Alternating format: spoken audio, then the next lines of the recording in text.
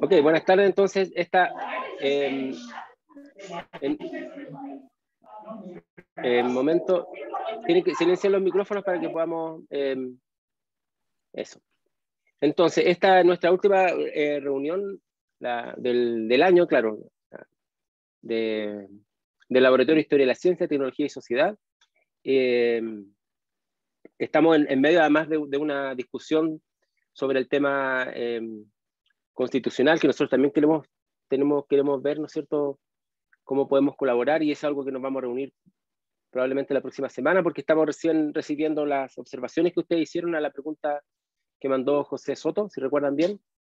Entonces la idea es tener hasta el 13 de diciembre respondido esas preguntas, y para que nos podamos volver a ver en algún momento, creo que dijimos el 17, si recuerdo bien, la próxima semana, o hacerlo a través de mail, no lo recuerdo bien, pero el tema es que es una parte que todavía tenemos que concluir, como para concluir el año realmente, y esta es la última presentación.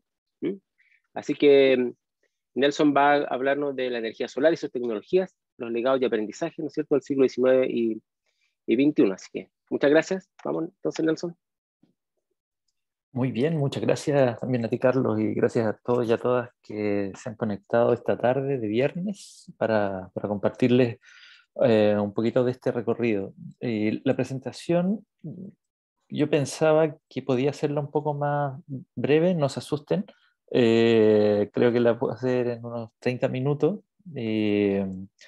pero tiene más datos de los que en principio había calculado. Lo digo porque a propósito de esta misma conversación, ¿no?, respecto del proceso constituyente y el tema de la ciencia y el conocimiento en ello, tal vez podamos quedarnos unos ratitos, unos minutos al final, no lo sé. Bueno, veamos ahí cómo funciona esto, de acuerdo a cuáles sean sus propias intereses, digamos, en esta jornada de esta tarde.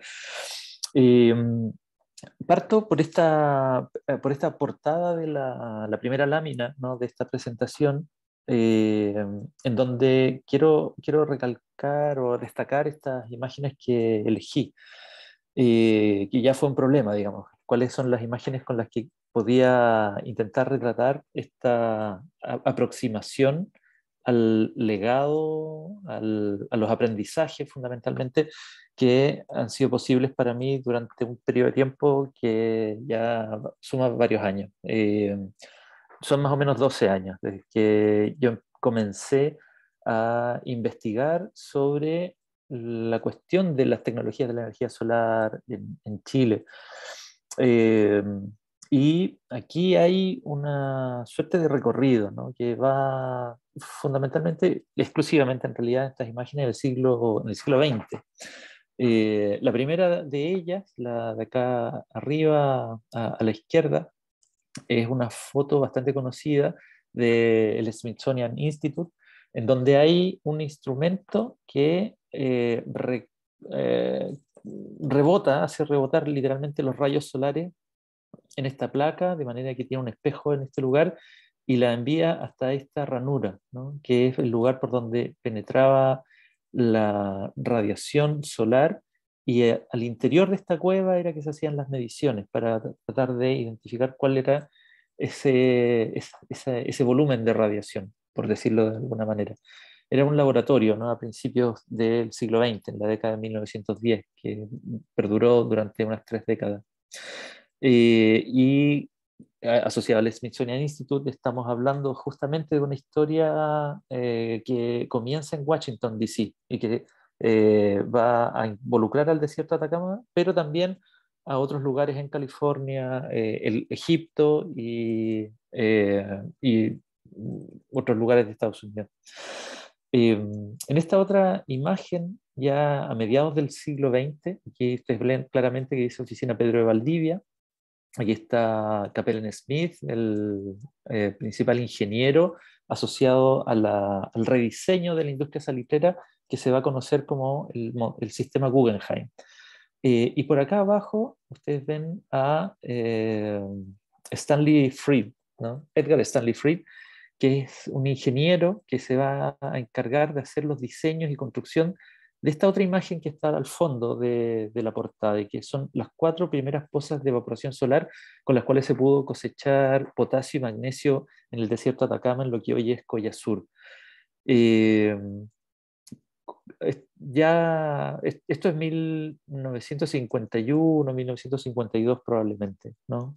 Este sistema de cosecha de sales se va a expandir, el sistema implica 10 de estas pozas, aquí hay 4 solamente construidas en la imagen, y luego se va a duplicar a finales del siglo XX y en el siglo XXI. Esto además va a tener otras superficies y otras expansiones, incluso a la cosecha del litio, ¿no? El mismo sistema de cosecha de sales, el que se usa para el potasio, el magnesio y el litio. Y finalmente acá en esta imagen, acá a la izquierda, tenemos un diagrama de lo que fue el informe de Battelle Institute, promovido por Félix Trombe, un importante investigador francés que hacia 1976-1978 estuvo en Chile y generó esta propuesta para generar electricidad con energía solar. Estamos hablando de la mitad de la década de 1970, cuando se elabora este diseño de ingeniería conceptual.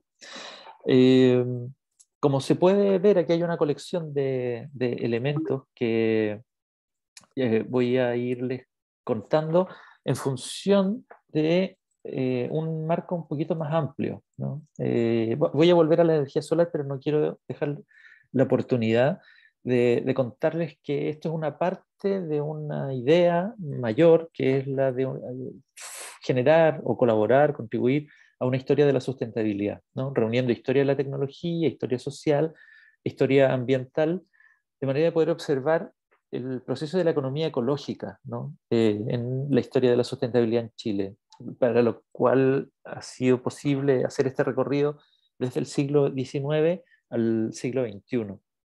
Eh, Esta historia de la sustentabilidad consiste en un estudio de objetos, personas y plantas, ¿no? Y que son los casos de estudio con los que yo he venido trabajando en los últimos 10 años. El que más he tenido, más tiempo llevo desarrollando es este de la energía solar, con varios proyectos. Eh, Uno más reciente, que es desde el 2014 aproximadamente, con personas en situación de calle, y actualmente estudiando lo que es la vida social de los cuerpos muertos o el itinerario de los cuerpos muertos de las personas en situación de calle y cómo es el tratamiento de esta situación desde el punto de vista del Estado de Chile. Y finalmente, respecto a las plantas, lo que me interesa aquí es la cuestión de la solidaridad interespecie, ¿no? Y la palma chilena, una especie protegida desde la década de 1940, como un sujeto que convive con los procesos de expansión urbanas en las zonas de Valparaíso y Viña del Mar. Esto lo venimos desarrollando junto con Borja Castro a través de un proyecto Fondesit regular que él adjudicó y en el que yo soy coinvestigador y en donde estamos trabajando desde la óptica de la cartografía filosófica o una filosofía cartográfica. Eso también está ahí en proceso. El próximo año ya viene un libro en el que trabajamos acerca de la cuestión de la intervención socioambiental. Entonces, es en este marco que yo esta tarde quiero darles cuenta de una especie de cuenta pública, ¿no? De lo que ha sido este trabajo de 12 años con los temas de la energía solar. Y en ello quiero enfatizar esta cuestión que las tecnologías y la energía solar, para el caso, para el mundo, digamos, Chile es un lugar especial, ¿sí? No es cualquier lugar en el mundo. Eh, Tengo acá a la izquierda lo que fue una parte importante del proceso de acercamiento que yo tuve hacia el año 2008, 2009, hacia el tema de la energía solar, sin saber que iba a estudiar esto. Yo más bien estaba pensando en la cuestión del agua y el problema del agua en el desierto. Eh, y acá en Valparaíso había información sobre esta imagen, esta foto, que luego de bastantes derivas, digamos, y trabajo de archivo, logré establecer que se trataba de una publicación en el Illustrated London News, como puse ahí en 1908. Pero hay fotografías anteriores, que son de 1907, tomadas en Chile, publicadas en Antofagasta. Esta era una historia más bien desconocida, conocida por muy poca gente, más bien del ámbito de la ingeniería, con poca divulgación, y que contrasta seriamente, digamos, con el conocimiento que empezó a expandirse en la década del 2010 en adelante, ¿no? Y que se refrenda en esta publicación de Washington Post del año 2017, en el que se califica al desierto de Atacama y en general a Chile, digamos, como la Arabia Saudita de la energía solar. Eh, entonces, este proceso, digamos, en que a principios del siglo XX el desierto de Atacama era reconocido como un lugar importante para la energía solar, fue completamente olvidado, digamos, o dejado en la trastienda, vuelve a resurgir en el siglo XXI. Eh, Resulta que en el proceso, esta imagen varios y varias de ustedes la han visto varias veces, pero lo voy a repetir aquí porque es muy significativo para mí, digamos, que en mi tesis doctoral yo pude hacer esta demostración, ¿no? Lograr acreditar a través de las fuentes que no solo había existido esta industria en las salinas, que era la que se conocía, porque esta fotografía fue confundida durante 80 años aproximadamente con las salinas. Lo que se pudo demostrar es que en realidad correspondía a Oficina Domeico, unos 100 kilómetros al sur. Pero en el intermedio, gracias a información de Patricio Espejo, también apareció esta historia de la desaladora solar de Sierra Gorda, de la cual tenemos dos relatos nada más que nos acreditan la existencia de esa industria. Por lo tanto, en el siglo XIX, en el último cuarto del siglo XIX, había una industria que utilizaba la energía solar para el desarrollo de la actividad productiva, la minería del salitre. Luego aparece el Smithsonian Institute con su observatorio astrofísico, ¿no? Ahí cerca de Calama. En los archivos nacionales aparece la mención acerca del Laboratorio de Experimentaciones Científicas de la Oficina de los Dones, que aparentemente no es el único lugar donde se hacían experimentaciones de carácter productivo utilizando energía solar. Para la década de los 50 ya las universidades están trabajando en distintas experimentaciones. Una de ellas, por ejemplo, el atrapaniebla, ¿no? Como una forma de cosecha de agua a través de la destilación natural, es decir, es la nube, ¿no? Es el atrapanieblas. Y luego aparecen las pozas de evaporación solar que ya les mencionaba al principio.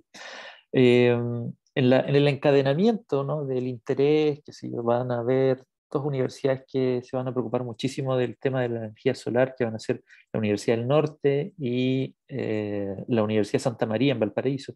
Y la Universidad de Santa María va a instalar en Quillagua un laboratorio también para experimentar con la destilación solar, la misma que se había utilizado en el siglo XIX, solo que con otros materiales que permitieran hacer otro tipo de uso o más bien tener unas eficiencias distintas respecto de esos elementos que estaban probando o que se habían utilizado anteriormente.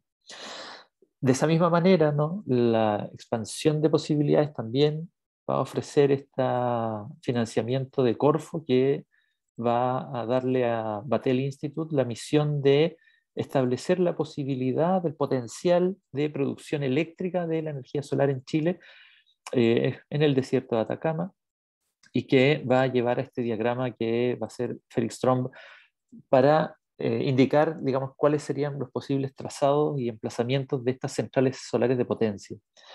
Eh, en la misma década de los 60, de los 70, va a comenzar la exploración también de los distintos salares de la zona circumpuneña y los distintos elementos que estaban disponibles allí para su uso, como en la lógica del capitalismo occidental, digamos, del recurso natural, ¿no? Entonces, estos servicios ecosistémicos que estaban disponibles ahí en el desierto se quieren traducir a bienes materiales, ¿no? Y básicamente materias primas. En eso, en la lista de los salares que son explorados, aparecen distintas sales, también distintas tierras raras, y se incluye en esto el litio, con grandes concentraciones que le empiezan a dar un carácter relevante, junto con las experimentaciones o el conocimiento que se va adquiriendo acerca del litio y el potencial que tiene, que es un potencial energético fuera de serie, ¿no? Eh, el máximo de ello uno podría situarlo en torno a, por ejemplo, la construcción o la producción de la bomba H, ¿no? O sea, una bomba de hidrógeno para lo cual es importante la presencia de litio. Por lo tanto, no se trata, como conocemos habitualmente, solo de aplicaciones civiles, sino que también hay aplicaciones militares muy importantes asociadas a esta disponibilidad. Una de las cosas que va a aparecer, digamos, en este camino es justamente la cuestión de quienes estaban asociados a la exploración, el financiamiento, el incentivo de las distintas experiencias, ¿no? Y en el siglo XIX, en el desierto de Atacama, Casa Gibbs, sus archivos en Londres acreditan que ellos estaban al tanto de la cuestión de la energía solar. Va a pasar toda esta propiedad de la compañía salitrera a manos de la familia Guggenheim, y va a mantener el mismo circuito, por cierto. Eso es algo que también es interesante. Siempre la conexión va a ser desde el desierto de Atacama, Antofagasta, a Valparaíso, desde Valparaíso a Nueva York, a Londres, ida y vuelta, ¿no? En estas rutas de control de gestión que van a hacer las distintas empresas. Y luego aparecen Corfo como un actor relevante, ¿no? A propósito también del modelo Easy a mitad del siglo XX, y para la década de 1980, finales de los 70, en realidad, Food Mineral Company, el principal interesado en la cosecha del litio en el salar de Atacama, y se genera una alianza con Corfo, que es la que va a permitir que se desarrolle ese tipo de industria. Todo esto intermediado o mediado, digamos, por la energía solar. En esta misma medida, y aquí también paso a ver esta cuestión a través del tiempo, ¿no? Esta es un diagrama preparado por Paolo Alarcón, uno de los tesistas del proyecto de investigación, y Paolo superpuso, ¿no?, las imágenes que ustedes ven en gris o en escala de grises, que es el diagrama de Patel Institute, ¿no? Y que ustedes pueden ver acá los puntos, estos cuadrados negros, digamos, o grises, son los lugares donde se proponía emplazar las centrales solares de potencia en 1976. Y en color rojo y amarillo, proyectos termosolares y fotovoltaicos que van a ser ingresados al sistema de evaluación de impacto ambiental en el siglo XXI, ¿sí?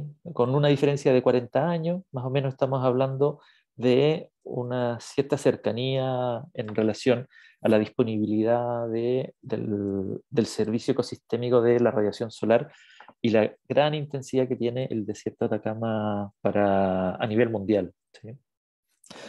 Junto con todo eso, una de las cosas que se pudo ir estableciendo, como ya les adelantaba hace un momento, es justamente esta red, ¿no? Esta red que va a actuar, digamos, de manera más o menos sistemática, pero también interrumpida, ¿no? Pero a la vez que interrumpida, más bien lo más correcto es hablar de intermitencia, que va a conectar muchos momentos distintos a lo largo de estos 2 siglos, o 140, 150 años, desde finales del siglo XIX hasta principios del siglo XXI, por ejemplo, en el caso de las universidades, a las universidades más destacadas en Chile para los efectos de ingeniería, con lugares como el MIT en Boston, el Imperial College en Londres, y que van a tener vidas paralelas, no van a tener contacto con lugares, por ejemplo, como Barcelona, ¿sí?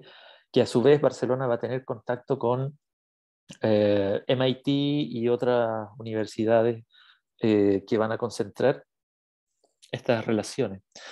Eh, pero también hay un quehacer que está implicado en la cuestión de las organizaciones, ¿no? Las organizaciones que se empezaron a formar a mitad del siglo XX con la Asociación para la Energía Solar Aplicada, ¿no? Que actualmente es la ICES, ¿no? La International Solar Energy Society, y que es una primera asociación de carácter mundial que va a agrupar a investigadores universitarios, consultores, gente de oficinas de gobierno de muchos lugares del mundo, eh, para la promoción de la energía solar. Resulta que es el mismo año en el que se crea también una asociación de este mismo tipo o de características similares, que es para la energía nuclear.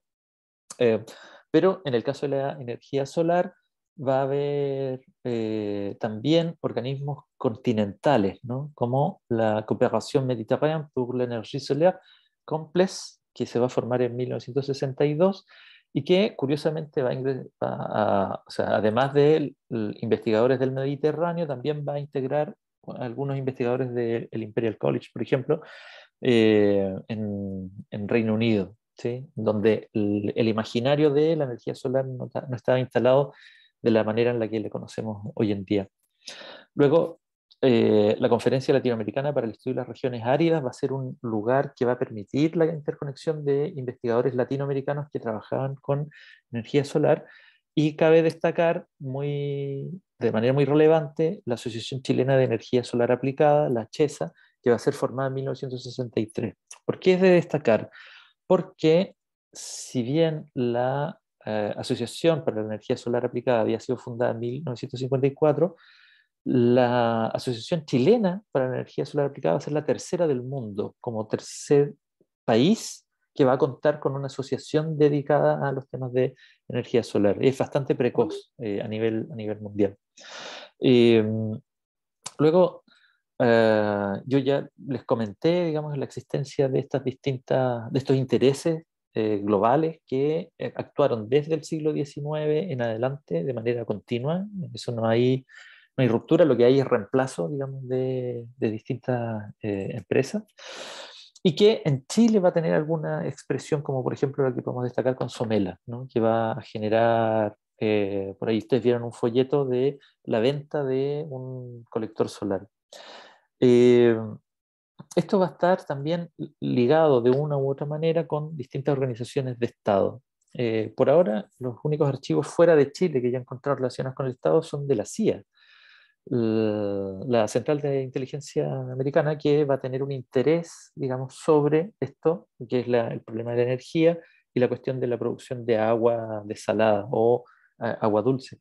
Y con ello también cabe un cierto vínculo, un paralelismo en realidad, ¿no? La CIA va a tener estos intereses en los años 60 por ahí, y en los archivos de la administración existe constancia del interés de la Central Nacional de Inteligencia en Chile, la Central Nacional de Informaciones, perdón, la CNI, que va a tener algún pronunciamiento y algún nivel de debate, digamos, interno en el ámbito militar asociado a la cuestión de la energía, sin ninguna precaución o dedicación al tema de la energía solar, sino más bien a la cuestión geopolítica.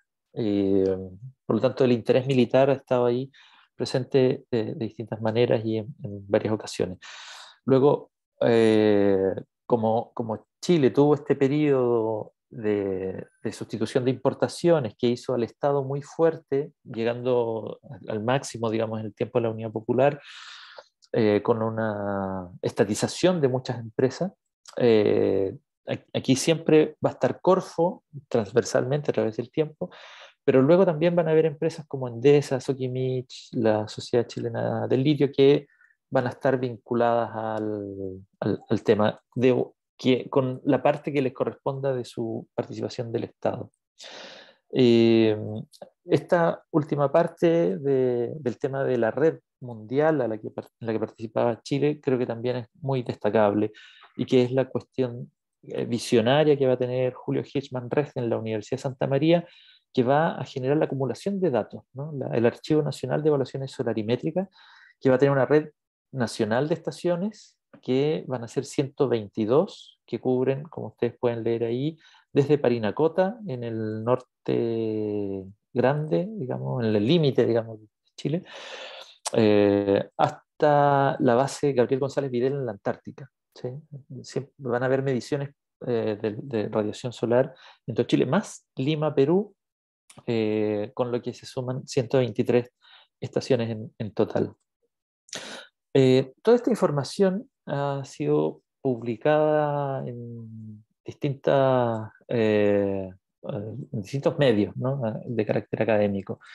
En 3 libros hay 4 capítulos que hablan acerca de distintos momentos de la historia de la energía solar en Chile, y en distintas revistas académicas de humanidades van a estar también divulgados estos resultados, ¿no? En cuadernos de historia de la ingeniería, publicado por la Universidad Política de Cataluña, en Barcelona.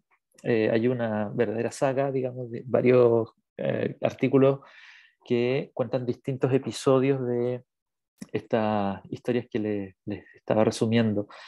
Eh, pero luego, en estudios atacameños y en diálogos andinos, que está próximo a publicar, este no es el número, sino que ya debería venir en este o en el siguiente, está el tema de las pozas de evaporación solar, y que en el caso de estudios atacameños es para la producción de potasio y magnesio, mientras que en diálogo andino viene algo relacionado con el tema del litio.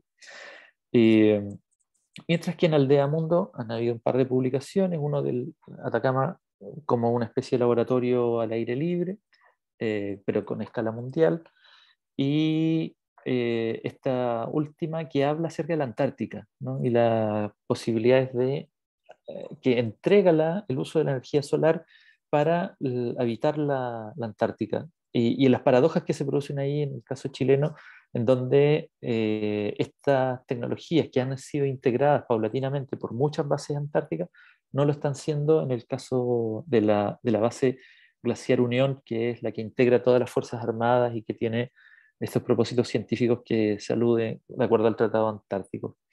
He dejado para el final de esta revista el de Business History Review, que es un trabajo conjunto con Bernardita Escobar y que habla fundamentalmente de un hallazgo que hizo Bernardita en su estudio respecto de las patentes de invención en Chile en el siglo XIX, y en donde aparece un número bastante relevante de patentes que proponen como energía renovable, no solo la solar, ¿no? Hay inventos que usan olas del mar, del viento, etc.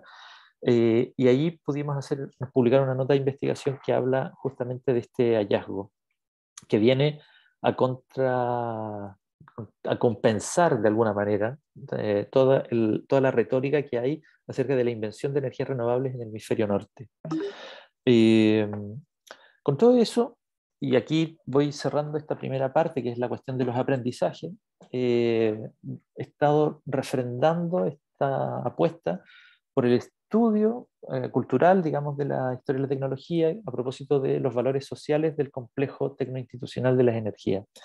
Y que en el fondo es intentar, o el esfuerzo ha estado orientado a intentar demostrar que los problemas que se enfrentaban las tecnologías de energía solar, si bien pudieron haber tenido un carácter técnico y por lo tanto también económico, no fue esto lo que les debilitó, digamos, en su presencia en la matriz energética local en Chile.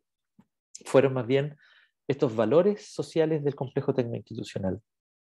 Y aquí yo he destacado 3 cosas que me parece que son decisivas en muchos sentidos y que no están resueltas desde mi punto de vista. Por lo tanto, podría ser probable, digamos, que aquella próspera perspectiva que hay sobre la energía solar para el siglo XXI no logre cumplirse, ¿sí? O se cumpla parcialmente.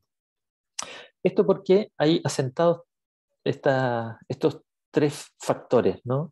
El primero es la cuestión de los supuestos de la tecnocracia y la solución tecnológica, el technological fix, y que es suponer, digamos, que es la tecnología la que conduce a la historia. Aquí lo que está encriptado es justamente una concepción del determinismo tecnológico. Y por lo tanto que es posible conducir el uso de la energía solar de una manera en la que la tecnología por sí sola va a resolver el problema. Esto es parte de las condiciones con las que opera nuestra narrativa en relación al progreso técnico. Eh, lo digo en términos generales para mencionar, por ejemplo, las políticas públicas, ¿no? Y cuáles son las ideas que hay allí. Eso lo podré discutir o lo podremos conversar. Voy a tratar de apurarme con la presentación, pero ahí hay algunos elementos que podríamos hablar de la década de los 50. Luego, la segunda idea es relativa a un cierto diagnóstico que hace George Basala en la década de 1970 a propósito de los mitos acerca de la energía, ¿no? Y que eh, habla justamente de dos o tres elementos que están allí, ¿no? La idea de que la energía puede resolver los problemas de la sociedad, ¿no? Que además es infinitamente abundante y que en general no va a tener fallas, ¿sí? Estas tres ideas, dice George Basala, son mitos sobre la energía. Y que si uno mira, por ejemplo, en los trabajos de economía de un economista premio Nobel como Robert Solow, cuando habla de productividad, en su fórmula no incluye la energía, no es un factor a considerar. Incluso preguntado ahora en el siglo XXI, a la vista de todos los elementos que hay disponibles, Robert Solow todavía permanece en la pregunta, ni siquiera establece que la energía debiera ser incluida en la fórmula que él propuso. Dice que habría que pensarlo.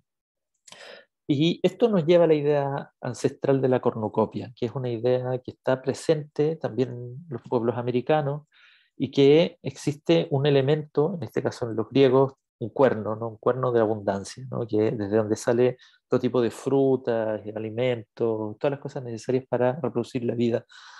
Eh, esto es un elemento que está presente en nuestro imaginario.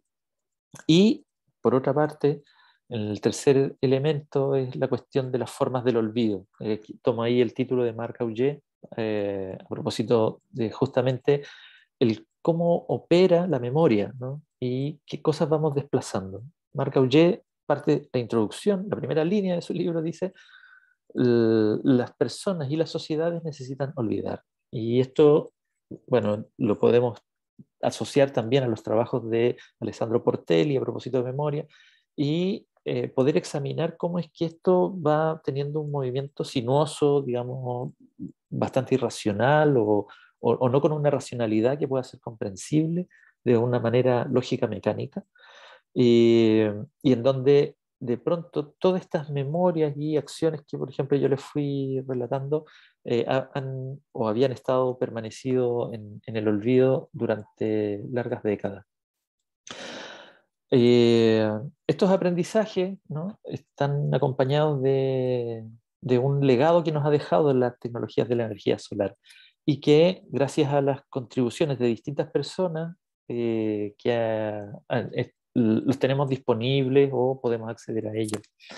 En esto parto por la cuestión de los testimonios, ¿no? Que es un proyecto de la Universidad de Santa María en la que Cecilia es principalmente motor de aquella experiencia, que dejó el registro de las voces, las imágenes, digamos, de protagonistas relevantes del siglo XX para la investigación y desarrollo de la energía solar.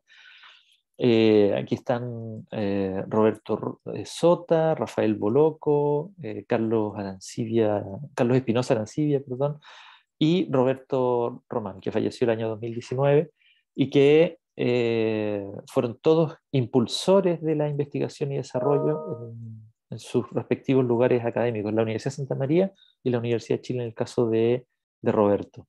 Falta mucha gente aquí, por supuesto, pero al menos existen estas grabaciones. De la misma manera, en la Universidad de Santa María existe una serie de elementos, artefactos, documentos, etcétera, que han quedado ahí a nivel de archivo, con posibilidades de musealización, que bueno, eso todavía no está ni en desarrollo, pero que hay un patrimonio que existe y está documentado, más o menos, y que puede aportar una mirada de análisis también para la historia de la tecnología. Eh, También en esta producción ha existido una literatura que ha sido una contribución, ¿no? Aquí están a la izquierda El Sol al servicio de la humanidad, este libro coeditado por Mauricio Ose, la Ceci, digamos, Bárbara Silva, que reúne una aproximación, digamos, a la historia pública en la que los propios protagonistas, o las propias protagonistas también, escriben acerca de su experiencia, su pasado, digamos, su vivencia con relación a la investigación y desarrollo en tecnologías de la energía solar en Chile. Y eh, que va a permitir también dejar este registro. Por otro lado, muy recientemente, muy recientemente, estos meses que pasaron, Patricio Espejo Leupin ha publicado este libro de Edgar Stanley Fried y los Guggenheim y la industria del salitre, que es producto de una feliz acción, digamos, en una visita a terreno en la que andamos con mi mentor y profesor del doctorado, Antonio Roca Rosell, en el desierto de Atacama, una reunión de camaradería en Antofagasta. Patricio conoció a Sebastián Fried, el bisnieto de este ingeniero que está ahí en la imagen de portada del libro. Y gracias a ello es que se puso en acción, digamos, la posibilidad de explorar esos archivos que tenía la familia disponible. Eh, y respecto de lo cual yo pude hacer una aproximación somera que va a tener un resultado de publicaciones, pero este libro condensa este recorrido de Stanley Fried como ingeniero norteamericano que se va a instalar en Chile, donde va a morir, digamos, en 1951, y que nos habla de esta recuperación de memoria. Este libro tiene un capítulo entero destinado a energía solar, lo que también es un logro muy importante. Y en otro ámbito que para mí también es muy satisfactorio, eh, ustedes pueden ver ahí The Chilean Potential for Exporting Renewable Energy, que es un documento emitido recientemente este año que fue entregado por el Estado de Chile, eh, dado el trabajo de una comisión académica, asesora, en la que hubo una convocatoria abierta y de acuerdo a las condiciones y posibilidades que yo tenía en aquel momento pude participar. Y en este documento que habla acerca del potencial exportador de energía renovable desde Chile, hay un pequeño acápite que habla acerca de la trayectoria, ¿sí? Y que más o menos intenta justamente establecer que existe una historia de la energía solar que vale la pena considerar para efectos de la perspectiva. Ya voy terminando, me quedan solo dos láminas más. Una es una es para contarles que a propósito de esta experiencia durante este año, de este conocimiento, digamos, de estos aprendizajes, pude ofrecer un curso que como se titulaba el proyecto de investigación que acaba de terminar ahora en octubre, que se llamaba Fronteras Solares de Chile, y que más o menos entrega antecedentes de este tipo con un poco más de detalle para tener una idea respecto de lo que es todo este esfuerzo que se ha hecho a lo largo de décadas por parte de muchos investigadores e investigadoras. Finalmente, ¿no? Mucho de toda esta información, prácticamente todo, está en un blog que funciona como repositorio y que tiene esta máscara que está en inglés que es para engañar a la gente, pero en realidad está todo, prácticamente todo está en castellano, y en donde se incluyen algunos videos, registros, qué sé yo, documentaciones, publicaciones, para quienes se interesen en temas de la historia de la energía solar. Con eso voy cerrando por ahora para contarles, esperando haberles contado una imagen un poco más panorámica de lo que ha sido este trabajo, que ahora me doy cuenta que yo me salté una lámina que espero no haberla borrado. ¿No? Voy a ir muy velozmente a ella, que es esta, y que justamente es la cuestión del proceso, ¿no? El proceso que partió con una tesis de doctorado investigando acerca de la desalación solar, que la hice por cuenta mía, digamos, sin ningún tipo de soporte ni apoyo, y que luego sí mereció, digamos, la subvención de un proyecto postdoctoral y luego de una investigación de carácter inicial que me ha permitido justamente hacer este arco temporal en el que uno puede acudir, digamos, a las distintas etapas con algunos hitos en donde se puede recoger una mirada. Esto también ayudó, digamos, a integrar la investigación en distintos proyectos de investigación. Aprovecho de pasarle aquí el aviso a Carlos, que siempre lo olvido, que este proyecto en el que él me invitó a participar y que estamos ahí también trabajando con Cecilia, de la circulación de expertos y experticias, no tengo el número, no sé si tiene un código o algo por el estilo. Esas cosas de la burocracia académica que uno siempre tiene que contar. Y telegráficamente cierro con las tesis de magíster que ya están aprobadas y que están asociadas al proyecto de investigación que acaba de terminar de las fronteras solares de Chile, y que es la tesis de Felipe López de magíster, que se titula Un salar convertido en poza, caso del ensamblaje sociotécnico de las pozas de evaporación solar en el litio del 74 al 80, que se desarrolló ahí en el Magíster de Ciencia, Tecnología y Sociedad del Alberto Hurtado, y este interesantísimo trabajo de Natalia Molina, que se tituló Colectores solares en Chile y políticas públicas, análisis sociotécnico y socioambiental para un estudio de caso en la comuna de Maipú, y que recoge justamente la cuestión de la implementación, tal cual como las centrales solares de potencia, pero que ocurrió con el tema de los colectores solares para calentar agua domiciliaria en vivienda social. ¿Sí? Allí hay una serie de otras paradojas y cuestiones que valdría la pena seguir estudiando. Lo dejo por aquí para que podamos conversar. Muchas gracias por la atención.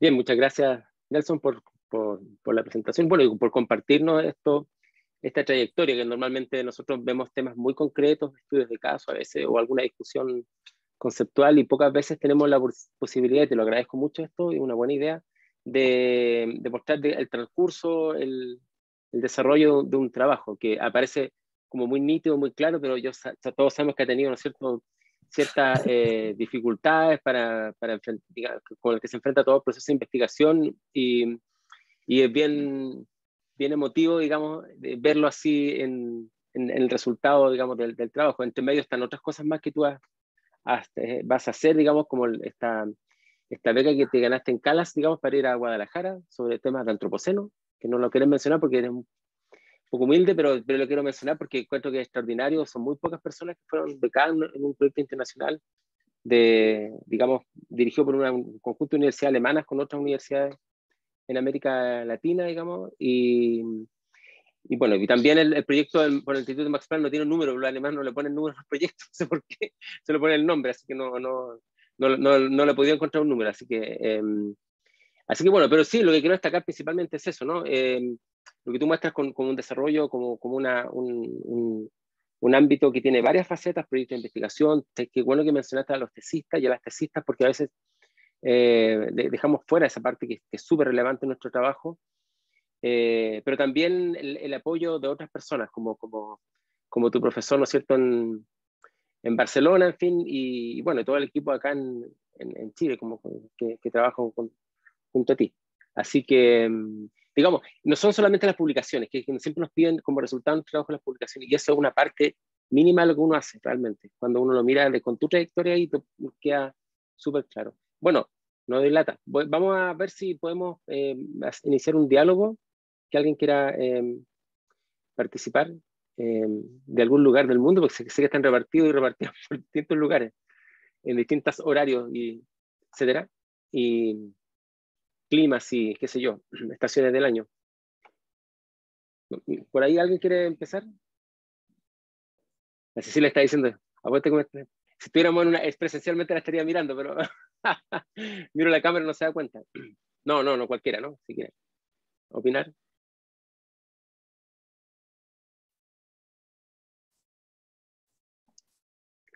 Claro, un poco. ¿Sí? ¿Puedo? Sí, por supuesto, Rosario, sí. Hola. Hola, Nelson. Tanto tiempo. Hola, Rocío. Sí, gusto. Que, bueno, ya algo sabía de esto, así que esto es un poco spoiler también, pero uno, estaba buenísimo porque no conocía el resumen completo.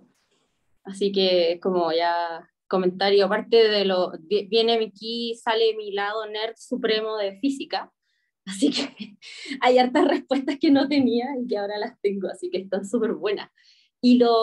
O sea, esto es como una pregunta, pero es que no sé si tiene respuesta en verdad, pero porque vi todo este como desarrollo genealógico muy ultra interesante y me puse a pensar que de nuevo mi lado pedagógico sale a la luz otra vez y viene desde el punto de vista de la ciencia, se enseña mucho la historia de la ciencia y se pone, como dice también Nelson, respecto a lo que son las energías renovables, se pone mucho foco en cómo se desarrolla la ciencia en el hemisferio norte y todo el desarrollo, por supuesto, dependiendo de qué área, en qué siglo.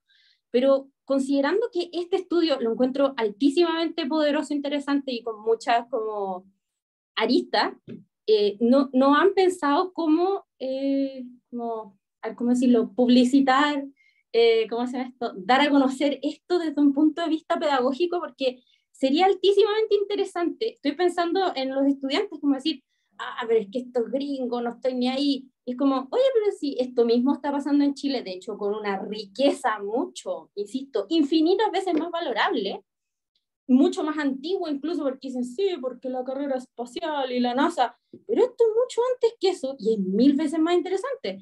Entonces me puse a pensar mientras salía esto y fue como, oye, pero esto tiene como un infinito potencial desde el punto de vista pedagógico, como darlo a conocer desde no sé, desde el currículum nacional, se me empezaron a pasar como todas esas cosas en la cabeza y ahí viene la pregunta, como, ¿no han pensado cómo desarrollar este potencial pedagógico que tiene todo este lindo trabajo y darlo a conocer por último en lo más local? Pero ahora si fuera nacional sería increíble, pero no sé si se les ocurrió eso o si lo pueden hacer. Es un deseo intenso. Ahí, Carlos, de hecho, podría hablar un poco de la colección, la próxima colección que ya nos va a publicar la editorial universitaria de Historia de la Ciencia y la Tecnología en Chile, ¿no? Entonces, eh, hay 60 capítulos que hablan de esas historias que se conocen poco, ¿no? Irá saliendo paulatinamente y lo demás. Esa es una ruta. Eso es Eh, bueno.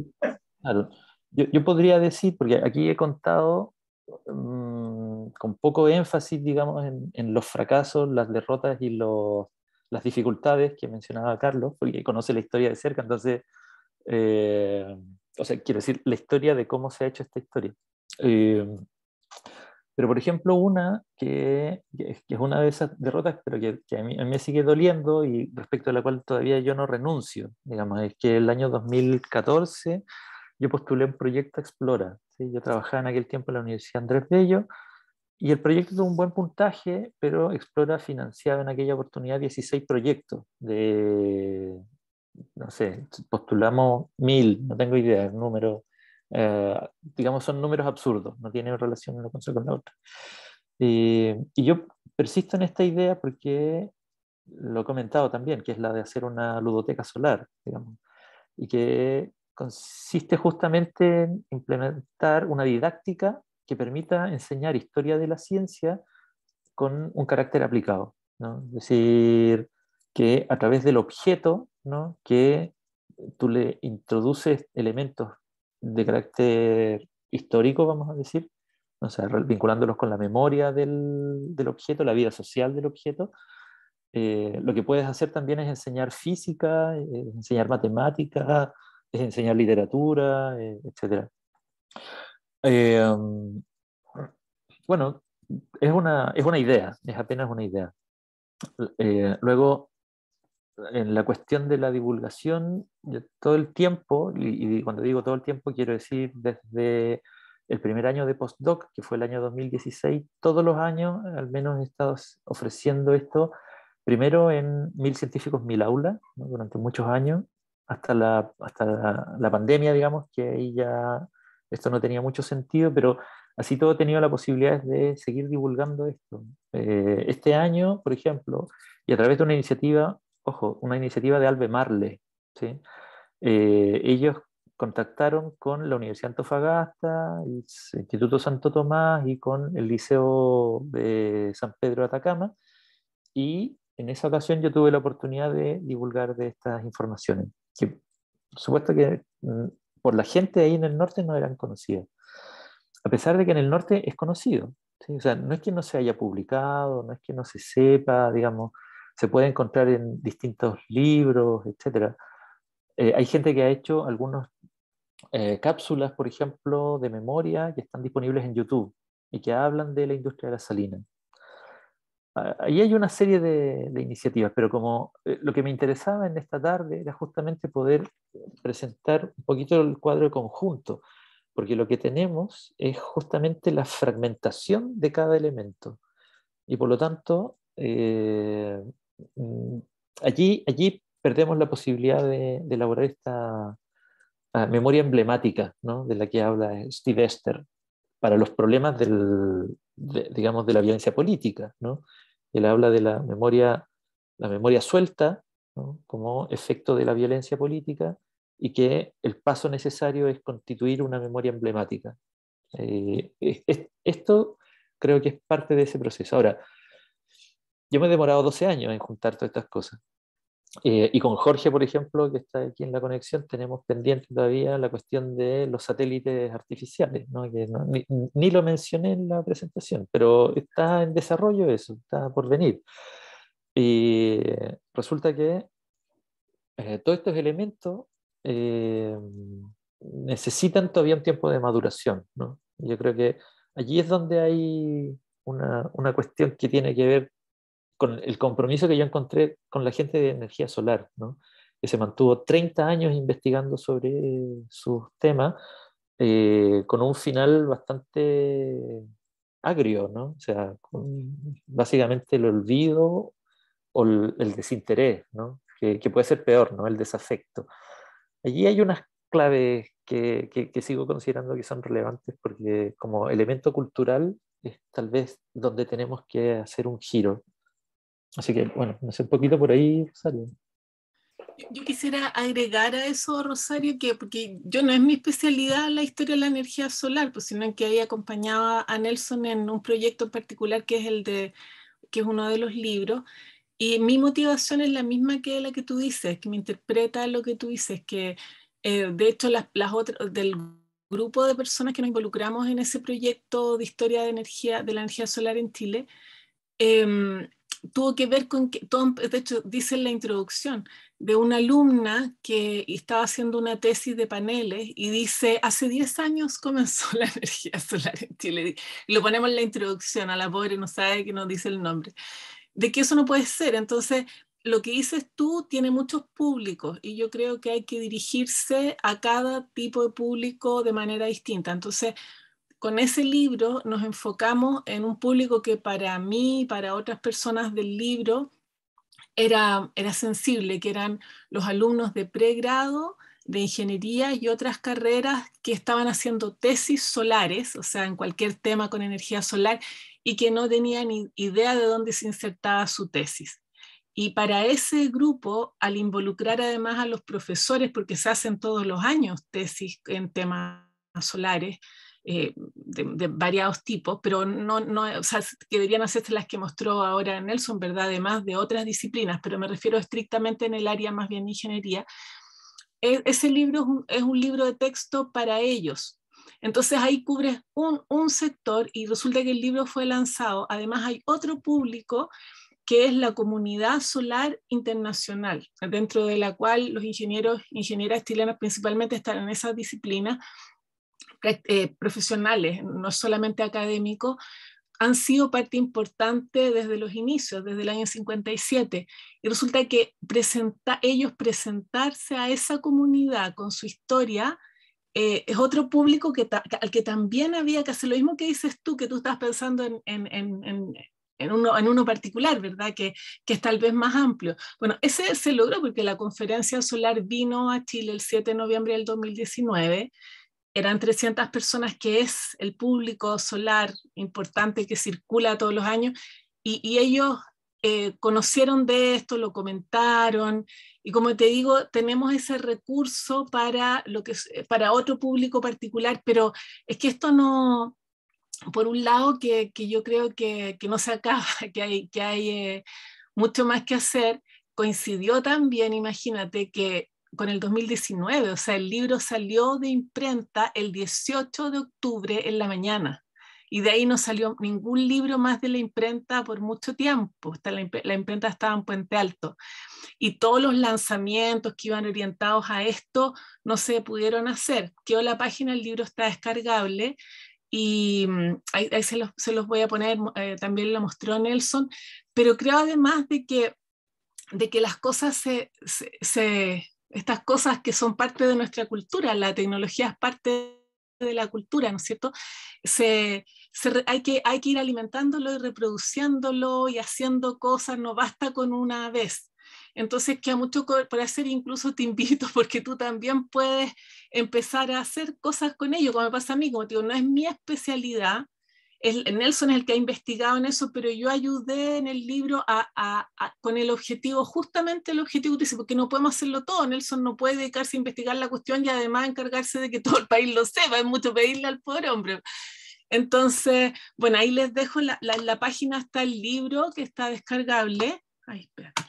Ahí. Y eso, y yo le quería preguntar a Nelson por el tema este que decías de juntar las cosas, y esta idea que estás trabajando ahora, si la podrías desarrollar un poco más, porque ya fue mucho, no logré la parte esta que estás juntando, que salían los tres. ¿Sabes de lo que te estoy hablando, verdad? Sí. Antes de eso quería yo mencionar lo de Rosario, para no perder el hilo de lo que ella dice, que tiene una respuesta. Yo creo que tiene demasiadas respuestas su pregunta, digamos, y por eso que podemos estar hablando mucho de esto. Una dimensión que nosotros estamos preocupados y preocupadas, pero realmente no lo hemos podido abordar, y creo que bueno que tú lo digas de esta forma, porque nosotros sí participamos en 1000 científicos, 1000 aulas. Eso lo hemos participado casi todos los grupos de investigación acá en Chile. Hemos tenido esa experiencia, pero es una experiencia que a mí no me gusta mucho, en parte porque es una experiencia un poco de divulgación. O sea, nosotros somos los especialistas, Universidad X, no sé, te vamos a exponer, los estudiantes van ahí, los convocan, algunos van porque tienen interés, otros porque pierden clase, en fin, y normalmente son los de últimos años. Muchos van súper interesados, ¿sí? Y con los temas, y tratamos de hacerlo lo más amigable posible, pero no sé si siempre resulte tan bien, digamos, para ser sincero.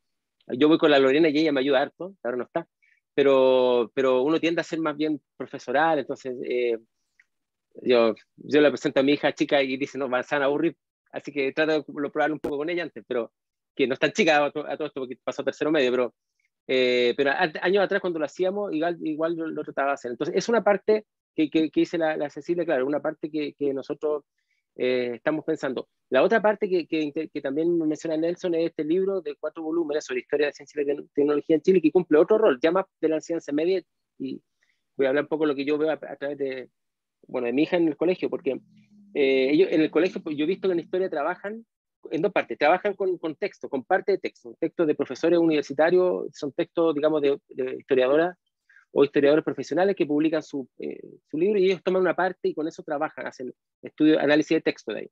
También trabajan documentos. Yo he visto que mi hija trabaja con documentos históricos, y también, ¿no es cierto?, trabajan con podcasts, blogs y otro tipo digamos, en una dimensión mucho más, digamos, digital, que también deberíamos hacer nosotros, ¿no es cierto?, que podría hacer por ejemplo, con páginas de YouTube, también lo hacen, digamos. Entonces tienen ese marco de trabajo. Pero lo otro que es bien interesante es lo que ellos llaman en el colegio de mi hija proyectos integrados, donde una semana, más o menos, a veces más, en realidad dura más tiempo, porque ya cerca de tercero o cuarto medio pueden estar un buen tiempo, un semestre completo, donde hacen un trabajo en distintas áreas, está biología, química, física, y los trabajos unen distintas áreas. Y ahí es donde se pueden hacer cosas interesantes también, porque también los profesores de historia no tienen mucho material sobre historia de, tecnología, de la ciencia y la tecnología en Chile. Entonces no tienen muchas formas de encontrar material, y Y ahí es donde este libro podría ayudar un poco, el libro que estamos nosotros editando. Y lo último que quería mencionar respecto a eso, ¿no es cierto?, es la posibilidad de repensar el tema de cómo nos vinculamos nosotros con los colegios, pero de manera coproducida, ya que nosotros trabajamos tanto el tema de la coproducción y terminamos siendo súper poco consecuentes con lo que estudiamos, y ahí tenemos que sentarnos a conversar con las comunidades educativas.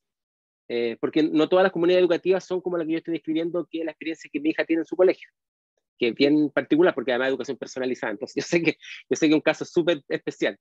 No podría decir que esa es la forma de enseñanza. Quizás puede que sea más masiva lo que yo sé, lo que yo conozca, no tengo idea, pero me imagino que no es tan masiva, no lo sé. Porque trabajan en base a proyectos propios. Pero quizás sí, quizás me estoy equivocando y quizás es más masivo lo que yo conozco. Entonces, ahí debiéramos trabajar y debiéramos ver la posibilidad de conversar. Y una posibilidad, una vez que se inician estas conversaciones, es de tener ediciones especiales también. Yo sé que el José Mas y otros han hecho ediciones especiales sus libros como para niños y niñas, que a mí no me gustan mucho en parte, porque son como que infantilizan el tema, entre comillas. Pero bueno, quizás me estoy equivocando y una buena manera de entrar a niños, pero más pequeños o niñas más pequeñas. Estoy pensando en enseñanza media siempre, ¿no? En todo caso. Entonces, son varias estrategias, pero yo invito a la Rosario que nos ayude en eso, porque si tú eres la única realmente de este grupo que está atenta, tiene la antena puesta en ese tema. Y podemos empezar a trabajar. Yo sé que tenemos millones de cosas que hacer durante el año, pero ya no quiero cargar con más trabajo. Voy a terminar más, pero sí podríamos empezar en algún momento, incluso en el mismo laboratorio. No sería mala idea tener como un espacio de reunión, de trabajo así, sobre este tema. Bueno, disculpe que me alargue, pero quería un poco terminar con esa pregunta. Está siendo grabado, así que para que no nos olvidemos de este tema. Tú, Nelson, entonces, ¿tú le ibas a responder algo? Buenísimo. Sí, como Cecilia había preguntado, por esta exploración hacia la historia de la sustentabilidad, claro, yo tengo que aclarar que yo entré a la Academia de Humanismo Cristiano en el 2019 y es el primer lugar en donde yo he podido ir integrando las cosas en vez de estar escondiéndolas, ¿no? O sea, porque en todos mis lugares de trabajo siempre tenía que mostrar una parte y esconder lo demás para que no me acusaran de ser disperso, qué sé yo, o que creyeran que bueno, estaba un poco loco haciendo cosas que no tenían sentido. Yo mismo tampoco lo tenía tan claro, por cierto, ¿no? O sea, son cuestiones que vienen desde referentes muy distintos, eso es cierto, ¿no? O sea, eh, toda esta cosa con la energía solar proviene desde una inquietud genuina, digamos, o sea, que no tenía ningún asidero institucional de ningún tipo. Es que simplemente yo supe de que había una historia aquí en Valparaíso, en un taller de carpintería. Me enteré de esto en 2004, 2005 tal vez. Y 5 años después, cuando me plantean hacer un trabajo fin de máster en la Universidad Pablo de la Vida en Sevilla, de pronto apareció el tema, ¿no? En una escuela de energía que se organizó y por ahí estamos hasta el día de hoy hablando de esto, yo, digamos. Pero por otro lado, me pidieron alguna colaboración alguna vez de carácter académico con el tema de personas en situación de calle. Y entonces me encontré con que ahí había un vacío profundo, largo y grande, que ya está un poquito más amortiguado estos años, y especialmente desde el año pasado que hemos logrado configurar un grupo de trabajo con académicos de varios países de Latinoamérica, etc. Y por otro lado, mis inquietudes con los conflictos ambientales o los conflictos socioambientales siempre han estado muy producto de una cuestión de trabajo profesional, ¿no? Estaba yo ahí metido en los temas de Puchuncaví, qué sé yo, me tocaba, estando en la CONAMA, ¿no? Me tocaba estar en las cuestiones de Hidroaicén, qué sé yo, cuestiones de embalses con relocalización de población, etc. Eh, y entonces desde allí hay también un aprendizaje que de pronto empecé a verlo con unos códigos distintos, ¿no? Y es la cuestión de la convivencia de las personas en las zonas altas de aquí de Viña del Mar con la palma chilena. De pronto, en la posibilidad de ir relacionando unos temas con otros, me di cuenta básicamente que estaba trabajando con objetos, las cuestiones, con la tecnología de energía solar, las personas, que eran personas en situación de calle, que son probablemente los más precarizados dentro de una lógica de sustentabilidad, y plantas, ¿no? Con una especie protegida, ¿no? Que está en condición de riesgo, pero que tiene una convivencia con la humanidad, digamos, que se da de la manera en la que se da en las partes altas. Esto requiere una historia de la sustentabilidad, ¿no? Es decir, hay unas formas de relacionamiento en las que hay o se presentan estas precariedades, ¿no? La precariedad de la memoria, por ejemplo, con la energía solar, ¿no? La precariedad de las relaciones con las personas en situación de calle, la precariedad de la coexistencia, ¿no? De una especie frágil que sigue siendo sometida a estrés en términos ecosistémicos. Entonces, una de las claves que a mí me permite poder reunir estos elementos es la economía ecológica, ¿no? Y poder salvar el problema del monetarismo de la economía clásica y poder entrar en la lógica del servicio ecosistémico, que lo que permite justamente es observar la cuestión del flujo de energía y materiales, ¿no?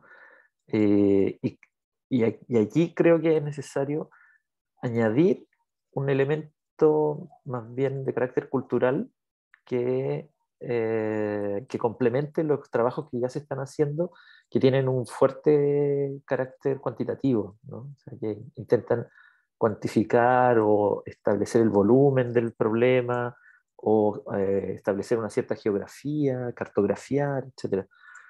Un poco por ahí va la inquietud, por eso esa lámina no explicativa. Hola, Nelson. ¿Puedo hacer una preguntita? Hola, ¿qué tal? Hola, Paro. Oye, sí, yo vengo siguiendo a Nelson. y ¿Me escuchan? ¿Se escucha? Ah, ya. Sí, se escucha perfecto. No, hace rato que, bueno, este es un tema que me interesa, lo observo muy desde afuera, ¿no? Porque si bien estoy interesada en el tema de la energía solar presenta como una especificidad que las mismas preguntas que me hago con la energía en general me las empiezo a hacer con este apellido energía solar, ¿no? Entonces hay un punto que tú hablas sobre los mitos acerca de la energía, ¿no? Que en el fondo el mito de que la energía resuelve todos los problemas, que no tiene falla y que es inagotable, ¿no? Una pregunta así bien puntual es cómo bajan estas tres ideas del mito de la energía inagotable, específicamente la energía solar, como si tiene alguna especificidad en el tema de la energía solar y como, bueno, y como tiene que ver con los mitos también, vuelvo un poco a lo que a mí me interesa, ¿no? Y quizás tenga algo que ver con lo que preguntó Rosario respecto como a cómo difundir este material, ¿no? Más allá de, bueno, hablabas también por ahí de estos artefactos que están, de este archivo, de todo este material que podría museologizarse, o todo este material que podría pedagogizarse, o como decía Carlos, con el peligro de infantilizarse a través de la difusión de libros infantiles. Bueno, te pregunto también si en este largo camino, periplo, también con Cecilia, han tenido cercanía o se han acercado como a lo que yo también trabajo desde mi ámbito, que es como una estética de la energía, pero con el apellido una estética de la energía solar. Es decir, eh, han habido aproximaciones hacia trabajos sobre una estética en el sentido ¿no? del desarrollo de los imaginarios y de estos mitos en torno a la energía solar, ya sea en Chile o a nivel planetario, ¿no? Un poco esas son las dos preguntas.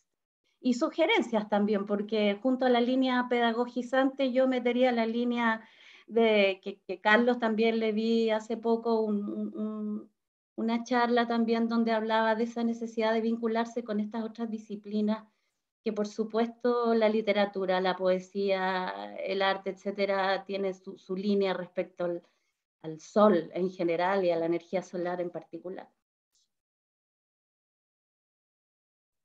Sí, súper, súper. Y muy agradecido además, Amparo, por todo el interés y la precisión, digamos, con la que observas esto. Y a propósito de la cuestión de los mitos de la energía, hay una cuestión relevante de reconocer, más bien. No es que uno lo conozca, sino que más bien lo puedes apreciar reiteradamente. Eh, una cosa es la aparición del carbón, ¿sí? Pero existiendo el carbón es la aparición del petróleo, pero existiendo el petróleo, la energía nuclear, ¿no? Y resulta que hoy en día, en el siglo XXI, nos venden la moto, digamos, de que la energía solar puede resolver todos los problemas, básicamente. El problema del suministro, el problema de la abundancia, ¿no? El problema de la continuidad, es cosa de, en este determinismo tecnológico jugado con un optimismo tecnológico, el artefacto hay que perfeccionarlo para que logre resolver el problema. Esa es más o menos la escala del desafío que tenemos que afrontar. Pero luego, eh, yo tendría, y cuando te escuchaba, lo primero que se me vino a la cabeza es una carta al editor que encontré en la revista, en la Engineering, ¿no? Publicada a finales del siglo XIX, y que estaba firmado por un señor anónimo que firmó como escéptico, ¿no? La carta básicamente lo que hacía era contestarle a un investigador, un académico británico, que hablaba justamente acerca de las bondades y la abundancia de la energía solar en términos energéticos. Y este ingeniero, en una revista de ingeniería, respondía que todo esto era muy interesante, pero le gustaría saber cómo el profesor pensaba recoger toda esa energía, ¿sí? Eh, entonces, ese problema del siglo XIX parece que técnicamente en el siglo XXI se resuelve, ¿no? Pero la cuestión es qué es lo que estamos pensando resolver. Y mi veredicto un poco más fatídico, digamos, es que lo que estamos resolviendo es cómo seguir manteniendo en él, o Endesa, o al que tú quieras, digamos, ¿sí? O sea, estamos pagando por un servicio ecosistémico que es gratuito, que nos cae en la cabeza, ¿sí? Que es sobre el cual se sostiene la vida, etcétera, etcétera, etcétera, etcétera. Allí hay unas claves y unas coordenadas que hay que mirar con más calma y atención. Entonces, por eso que me interesa, digamos, justamente esta mirada de George Basala, que mira el problema críticamente. La publicación es de 1978, o sea, es 5 años después del embargo del petróleo en 1973, ¿sí? Que era un año en el cual la familia Rockefeller financiaba publicidad en la revista National Geographic, en donde se decía, y es una página a todo color, digamos, completa, donde hay una plataforma de petróleo y dice, allí afuera de nuestras costas hay muchísima energía disponible para nosotros, ¿sí? Entonces, el factor cultural, digamos, va haciendo, digamos, que el problema de la energía, o sea, que en el problema de la energía solar sea una pila más. Es la pila del momento, ¿no? Sobre lo que no se está trabajando es sobre el cambio cultural que requiere la relación con la energía. Es decir, ¿energía para qué? ¿Sí? ¿Por qué debemos mantener las luces de las calles prendidas todas las noches? En todas las calles. ¿Sí? ¿Cuál es el miedo a la oscuridad que le tiene a la humanidad? ¿Sí? ¿Por qué tener luz es el elemento civilizatorio? ¿Sí?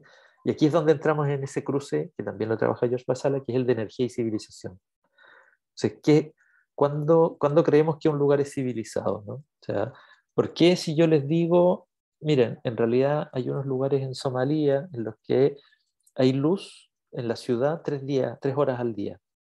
¿Sí? ¿Qué sensación emocional nos provoca eso? ¿Sí? Ahí hay un registro que atender.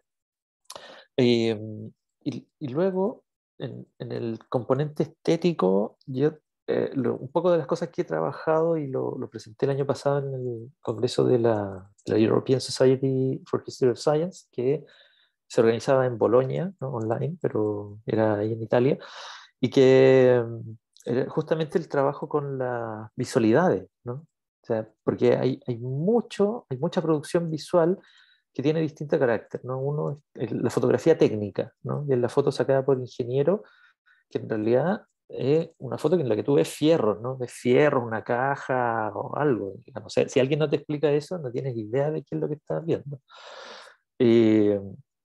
Luego hay una pintura que para mí es muy significativa, que es de John Martin. No la incluí en la presentación hoy, pero la incluyo siempre en todas las presentaciones.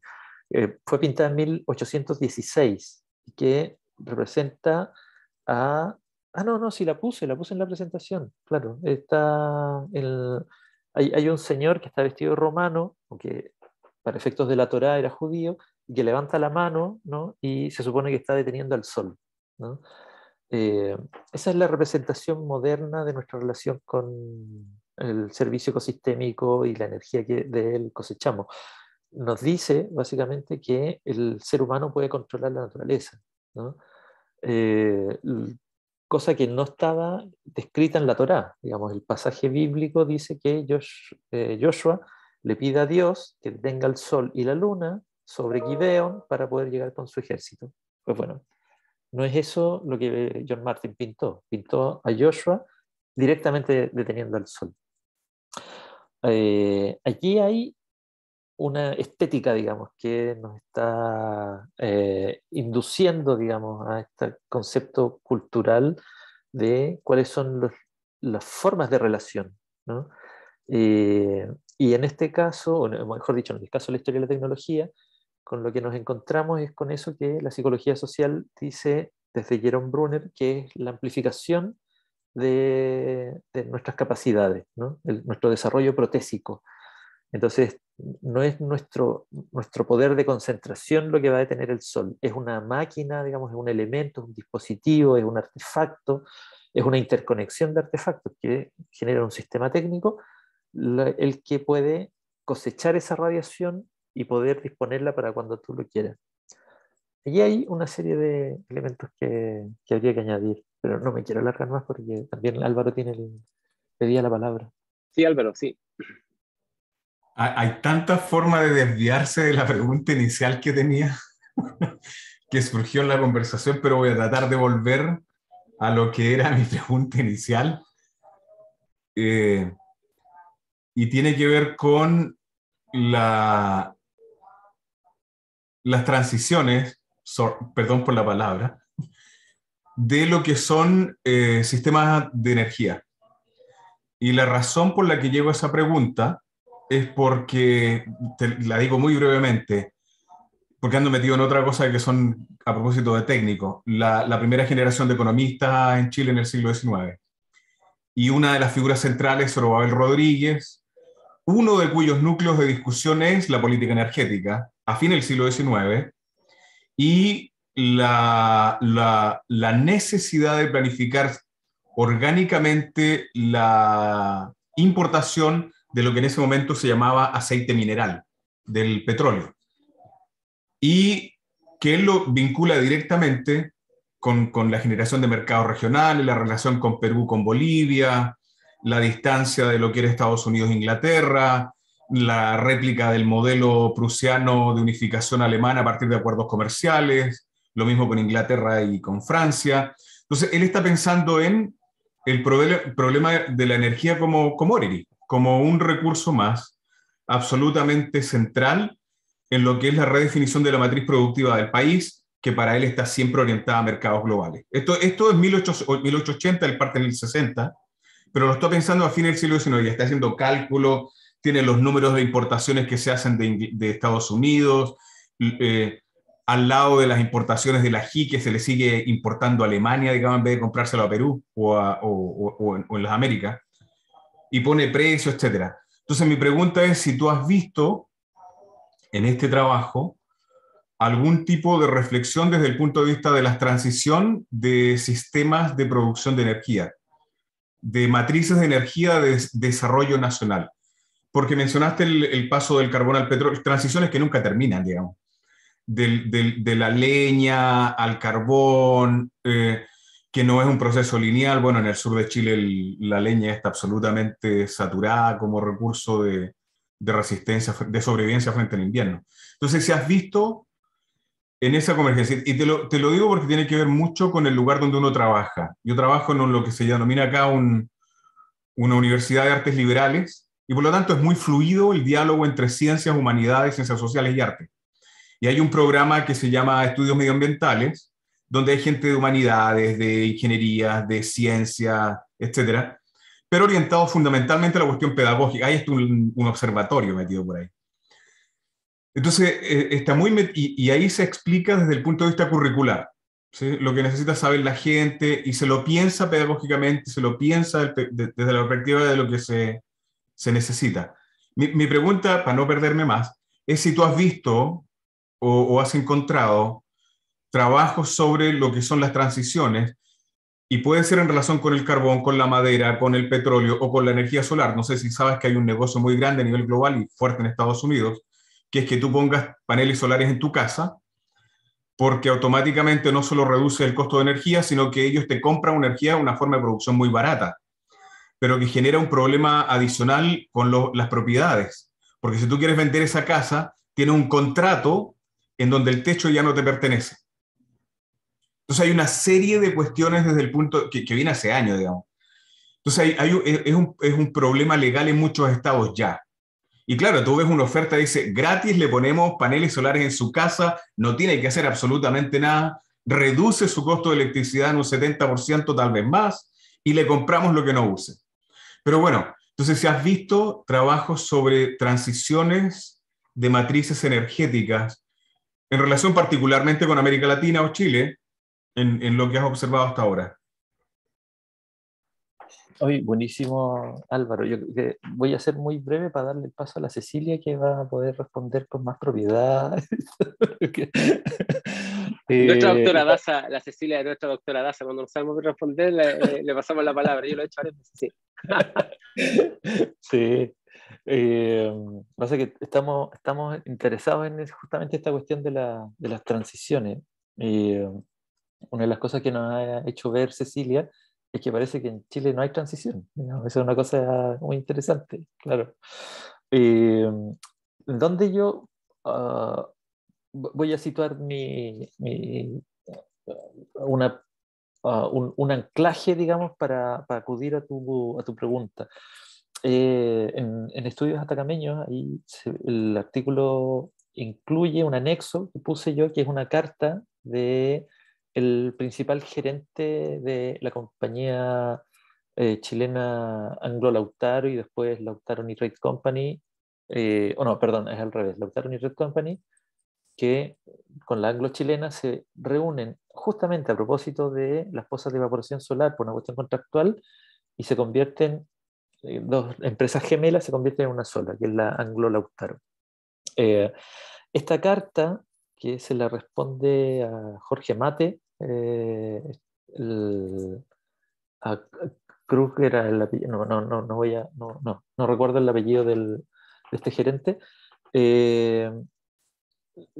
Mate le está preguntando, le dice 1930, ¿no? Plena crisis bursátil, con toda la situación económica que está desbordada. Yo en el Archivo Nacional encontré un par de carpetas como de este grosor, de solo cartas de solicitud de empleo, ¿sí? O sea, toda la gente que le escribía a este señor en su oficina en Santiago pidiéndole trabajo. Y dentro de esas cartas está respuesta al señor Mate, que le dice, mire, esto de la energía solar lo hemos usado, ¿sí? O sea, y no resulta conveniente, no es una cuestión que vaya a resolver los problemas de la industria del salitre. Sin embargo, un poco sigue más adelante en los párrafos finales, de todas maneras en la industria del salitre se usa algo de la energía solar.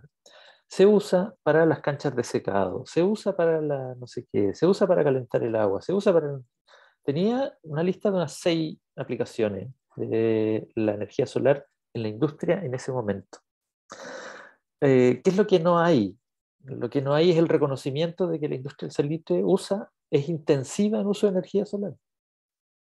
Eso no existe.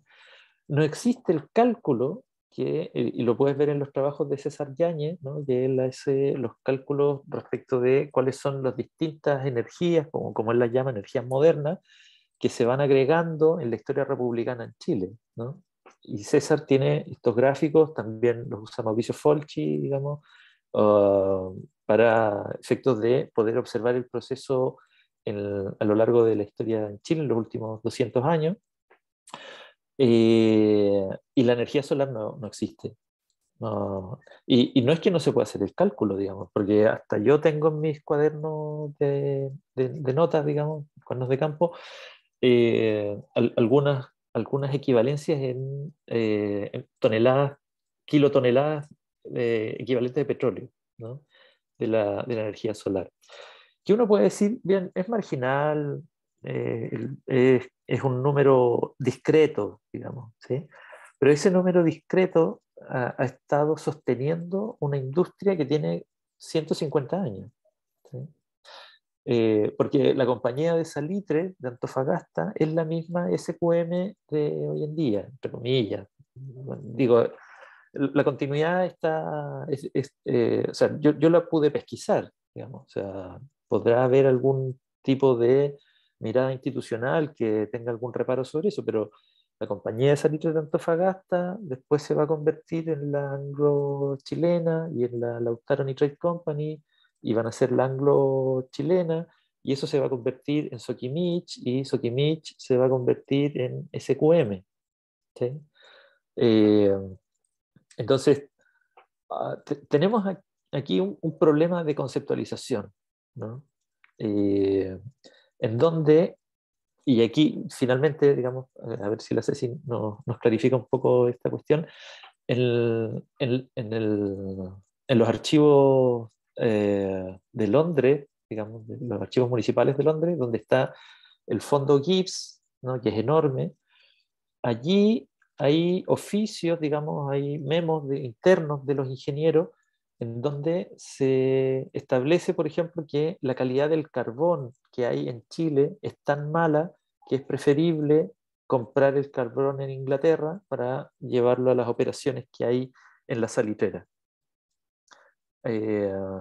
Allí hay una lógica de costo-beneficio, ¿no? En la que tú estás aludiendo a propósito de cuál es la lógica de cálculo de finales del siglo XIX, para hablar de esto, que bueno, no lo conocía, así que te lo agradezco, lo del aceite mineral. Resulta que es un proceso de cálculo permanente, ¿no? Que hace competir, digamos, a las distintas fuentes de energía que puede haber. Por alguna razón, finalmente, había tanta invención o tanta patente de invención en Chile que proponía usar energía renovable. Ahí hay unas claves, pero que a mí me despiertan preguntas. Solo diría yo que en la revista Caliche, allí yo encontré algo que puede ser un poco más decisivo, si se quiere, porque lo que yo me puse a investigar allí era, hice el seguimiento de los 11 volúmenes, cuántas veces se usaba la palabra calor y cuánto se usaba la palabra energía. Calor es la palabra del siglo XIX y energía es la palabra del siglo XX.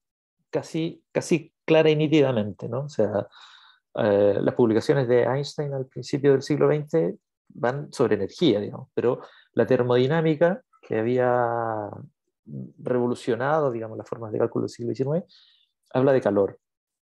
Y en la revista Caliche, publicada desde 1911 hasta el 25, más o menos, la palabra predominante es calor, más que energía, a pesar de que tiene presencia, participa, está presente.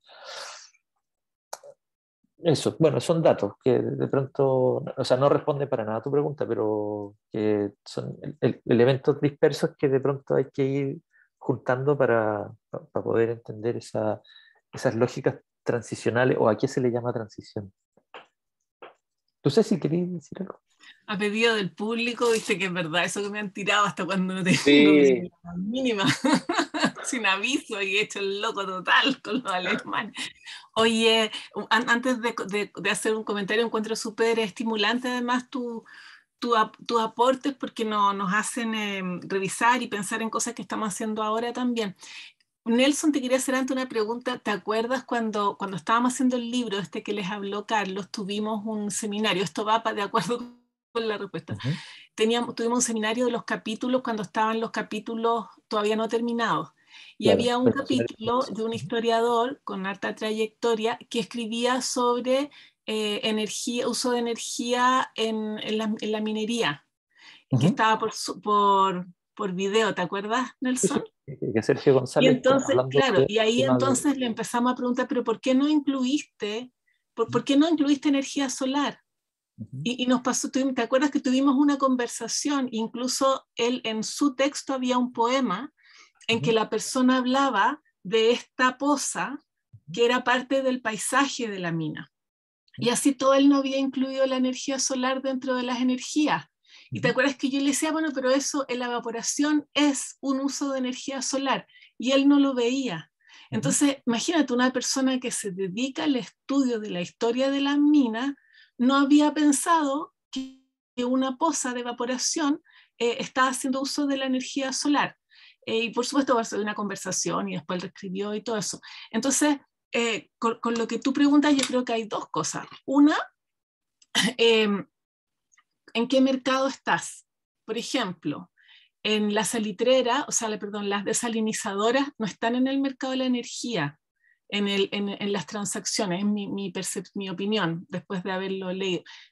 Pertenecen al mercado del agua. O sea, lo que hace Wilson al poner las desalinizadoras es hacerle la competencia a una empresa que traía agua por barco desde la zona donde la sacaban de ríos o de donde fueran. Incluso hay anécdotas ahí de cómo lo amenazan de muerte para que se retire de hacerles la competencia. ¿Te fijas? Entonces, ese bien, que era el agua, podía ser producido de una manera en que también estaba involucrada la energía por barco, pero no estaba pensado como energía. También va a ser medio dispersa mi respuesta, pero creo que tenemos que mirar a eso, a qué es lo que se valora, qué es lo que se transa, ¿te fijas? Y por otro lado, cuando habla ahora Nelson, claro, cuando habla ahora Nelson de todo esta importante, que podría ser importante y que por supuesto que es calculable, ¿verdad? Uso de la energía solar en las mineras, no es solo la energía solar en adentro, digamos, offshore, ¿cachai? Que es lo mismo que nos pasa con los, bueno, yo trabajo en otras áreas, entonces tú tienes todo lo que son los camiones que circulan en las rutas, que están sujetos a regulaciones y todo. Lo que sucede en los caminos, dentro de la mina, dentro de los terrenos forestales, no tiene ni ley ni Dios. Y entonces, ¿qué pasa? Nosotros también tenemos en Chile producción de electricidad con madera. Imagínate, producción de electricidad con madera, adentro de las forestales, que ellos tienen sus pequeñas plantas productoras donde usan ¿cómo se llama? Desechos de su... Entonces, ¿qué pasa? Que todo eso queda en el territorio de adentro de la empresa. Entonces, también ahí yo creo que hay, esto es que es un área que al estudiarla hay que considerar que es un área privada. Me refiero a íntima, me refiero a que no entra en la lógica de transacciones de mercado. Y eso, bueno, con tu pregunta yo creo nos alerta a pensar en esas cosas. Sí, yo soy originalmente del sur. La energía solar, te pongo 3 ejemplos. Las forestales estaba integrado en el secado de madera desde hace mucho, mucho tiempo. En el procesamiento y secado de madera, en combinación con los, no sé si los vieron alguna vez, los hornos cerrados expuestos. Segundo, en la economía doméstica, la producción de fruta seca, que es un ámbito de la economía doméstica en el sur de Chile. No sé, creo que en otras partes, yo lo vi en Nuevo México, y es el ají, que tiran todo el ají sobre los campos y es una producción industrial importante. Entonces, y en gran parte de lo que eran también en las cuestiones de economías públicas, los lavados de ropas o de otro tipo de materiales. Es decir, pero no está pensado, no está conceptualizado como energía integrada como parte de la producción de algo. ¿Sí? Está dado como la naturalización, valga la redundancia, de recursos naturales, digamos, que no entran a la cuantificación.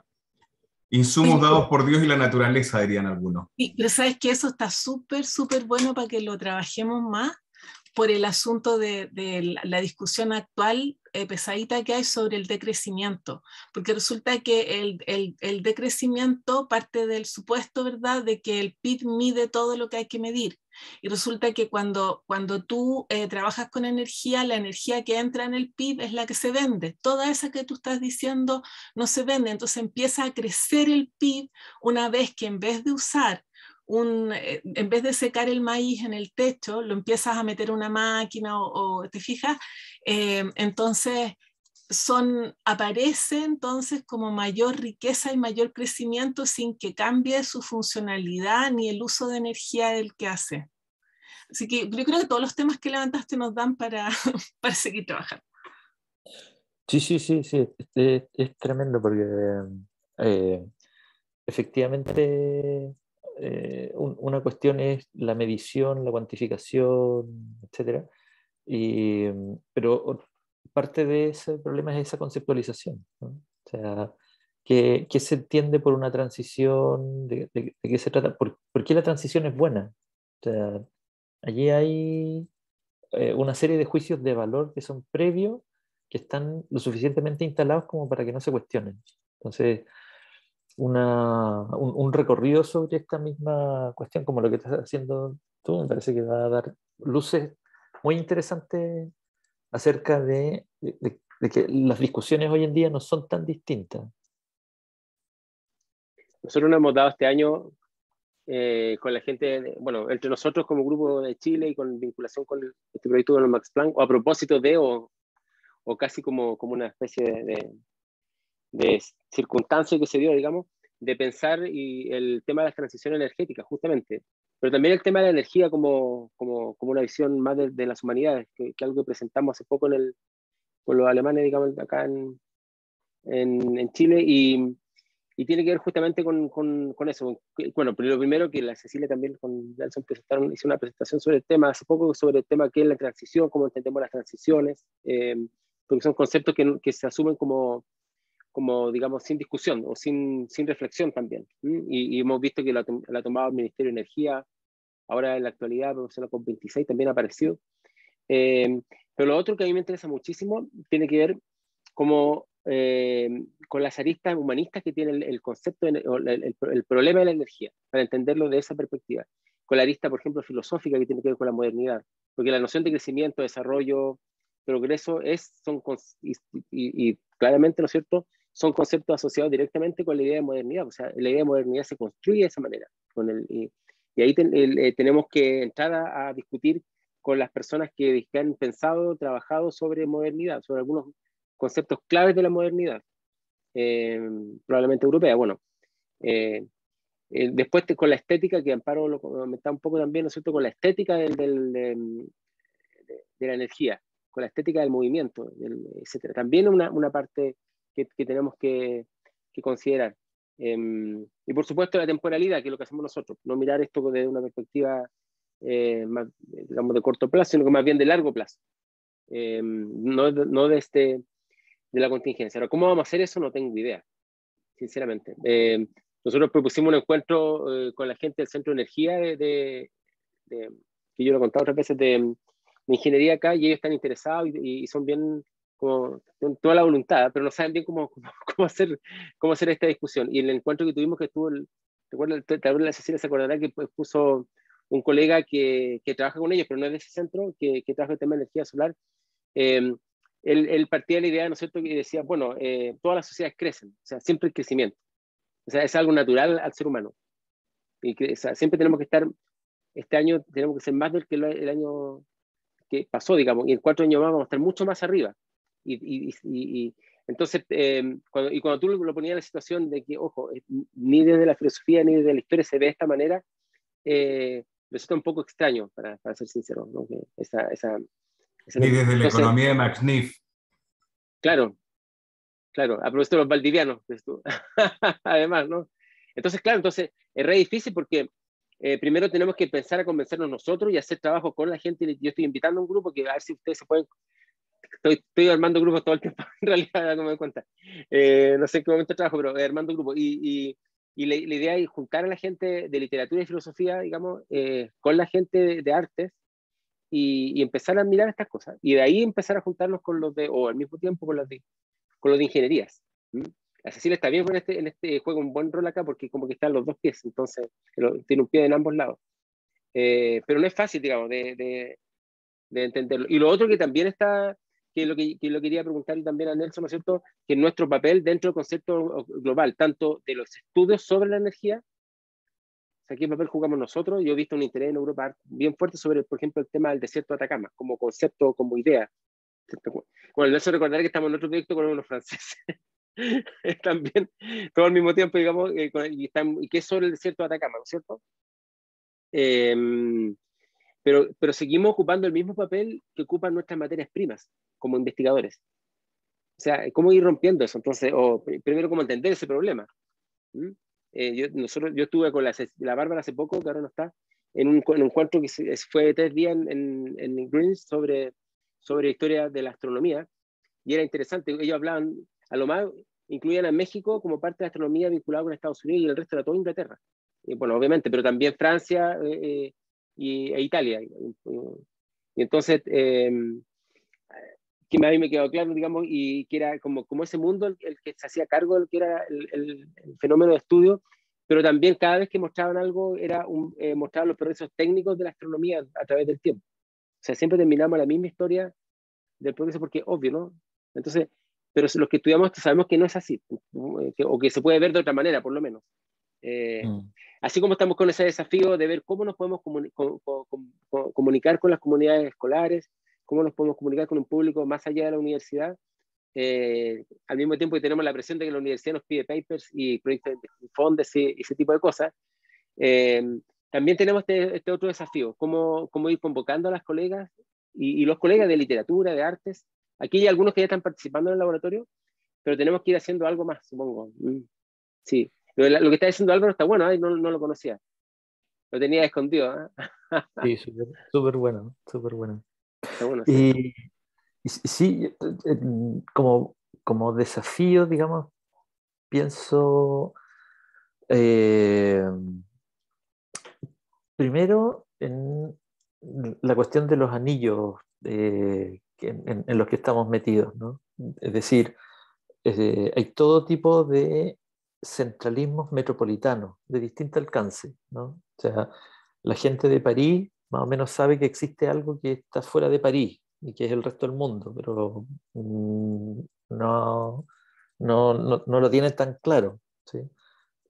Saben que la gente se mueve por el mundo y en Estados Unidos yo la sensación que tengo que es un poco más difícil todavía penetrar en ese mundo porque allí se denomina Global History, o sea, la historia global, a cualquier cosa que no es Estados Unidos, ¿no? O sea, con ese tipo de definiciones metropolitanas, ¿no? Uno puede encontrarse con gente que esto para mí fue un descubrimiento, ¿no? Que cuando estás en Europa ellos se consideran marginales. Entonces hay una Europa marginal, ¿no? Que es la Europa mediterránea, qué sé yo, de algunos países de la Europa central, etc. Pero también del norte, fíjate que nosotros nos dimos cuenta que esa Europa central era Alemania, Francia, Inglaterra, y el resto, que los suecos se sintieran marginales, a mí también me parece muy raro eso. Ahora tienen suficiente petróleo para empezar a pesar de nuevo, dicen, aunque llegaron tarde. Claro, claro.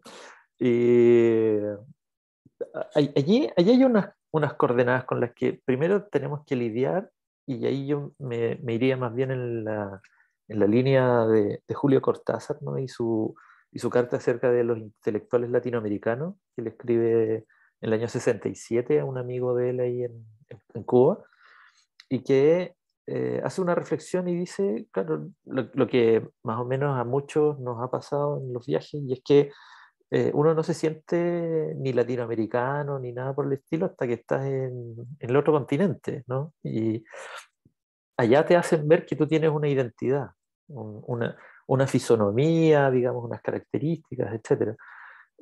Allá hay que lidiar, digamos, con una cuestión de identidad. Y eso es lo que a mí me ha interesado y que para mí ha sido una guía, el trabajo tuyo, Carlos, de la cuestión de la circulación, ¿no?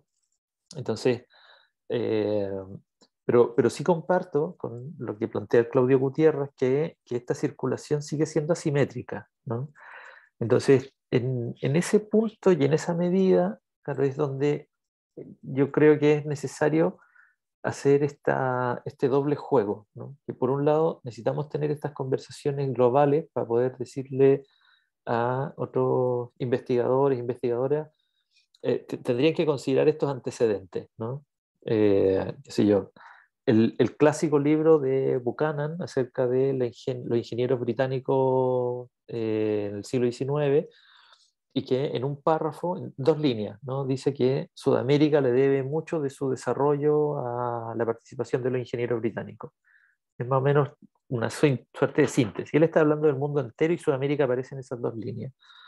Y para mí eso fue un motivo para poder escribir y publicar, en la revista Kipu, me parece que todavía está Juan José Saldaña,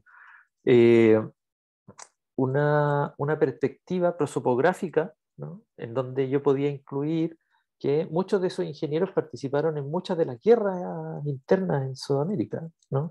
Guerras dentro de los países y guerras entre los países, como en la Triple Alianza, digamos. Entonces, nos falta también una mirada continental, ¿no? En el sentido de que tenemos más facilidades para tener redes de colaboración, de investigación con gente en Europa y en Estados Unidos que con los colegas en Argentina, Brasil, Perú, Colombia, etcétera, digamos. O sea, la experiencia que han hecho ustedes esta mañana es valiosísima en ese sentido. O sea, con la Elisa y con Stefan, que hayas podido hablar, Carlos, acerca de historia de la tecnología, historia de la ciencia en general, más bien. Resulta que esas acciones deberíamos comprometerlas, multiplicarlas, ¿no? Ahondar en otros diálogos. Es un poco lo que ha pasado también. El Jorge hubo participar con la SHOT, ¿no? A propósito del Comité de Internacionalización de la SHOT, y que ellos desde Estados Unidos están pensando en la organización también de manera global. Lo que yo sé, en los años que llevo, o sea, me ha tocado ver por segunda vez esto, o sea, no es la primera vez. Entonces, aquel entusiasmo con el que se hizo el año 2014 se desvaneció y vuelve a reaparecer en el año 2020-2021. Esas fluctuaciones son una parte del desarrollo académico, ¿no? O sea, que ahí hay unas cuestiones que plantear a propósito de la cuestión constituyente, ¿no? O sea, necesitamos planes de largo plazo. Eso creo que no lo tenemos, ¿no? O sea, a lo más uno aspira a tener una participación en un proyecto que dura 4 años y eso parece como una cosa sideral, así como que el infinito. Julio Hirschman, para el efecto del estudio de la energía solar, planteaba que necesitaba programas de 22 años de estudio para poder observar un ciclo solar completo. Y hay una disputa científica que dice que el ciclo solar dura 11 años, digamos. Otro, digamos, pero si son 11 o 22, digamos, son muchos años de estudio. Entonces, una perspectiva en esa escala, yo creo que también nos podría dar otros resultados. Bueno, vamos a seguir cerrando. Viernes por la tarde acá en Chile, a gusto. Cerrando el semestre además, está un poco cansado. No sé si tiene alguna última cosa que agregar. Bueno, quedamos con los desafíos pendientes y por suerte estamos grabando para que no nos olvidemos de esto después, entre tanta cosa, pero son desafíos, hay que irlo viendo para el próximo año, cuando hablemos el calendario de las presentaciones, tal vez unir temas, no sé, podría ser una idea. Y también tenemos que pensar, Jorge se ofreció ahí de ayuda, Jorge Mujica, para colaborar, digamos, en la jornada de Historia de la Ciencia y la Tecnología en Chile, hacerlas por segundo semestre del próximo año. Nuestra segunda jornada sería una buena idea, ojalá un volumen de los 4 ya publicado completamente. Así que tenemos que también pensarlo. Nos quedan el tema de la constituyente, que tenemos hasta el 13 para responder lo que nos preguntó José, y después, no sé si nos vamos a reunir finalmente el 17, estamos viendo, pero todo depende del tiempo que tengamos, porque estamos medio complicados con esas cosas, pero tal vez podría ser una buena idea, o tal vez con esa información ya reunirnos directamente con la gente que trabaja con Dorador. Eso podría ser también una opción. Y lo otro, ¿no es cierto?, que tenemos bueno, ahora vamos a apagar la grabación, así que para dejar hasta acá.